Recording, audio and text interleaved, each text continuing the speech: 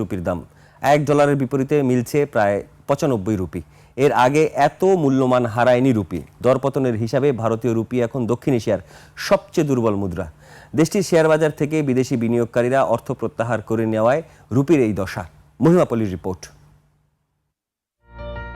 ভারতীয় রুপির দরপতন আকস্মিক কোনো ঘটনা নয়, অনেকদিন থেকেই রুপির দর কমছে। অতি উত্থানের পর ভারতের শেয়ার বাজার থেকে বিপুল বিদেশি বিনিয়োগ প্রত্যাহার হওয়াকেই রুপির দরপতনের বড় কারণ হিসেবে দেখা হচ্ছে। দেশটির বাজার সংশ্লিষ্টদের ধারণা, শিগগিরই $1 দাম ছাড়াতে পারে 100 রুপি।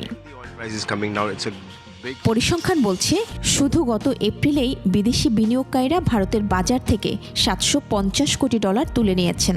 আর গত বছরের 1 এপ্রিল থেকে চলতি বছরের মার্চ পর্যন্ত $2000 কোটি বেশি বিদেশি বিনিয়োগ বেরিয়ে গেছে ভারত থেকে। চলতি বছরের শুরু থেকে এখন পর্যন্ত রুপির মান প্রায় 6% কমেছে।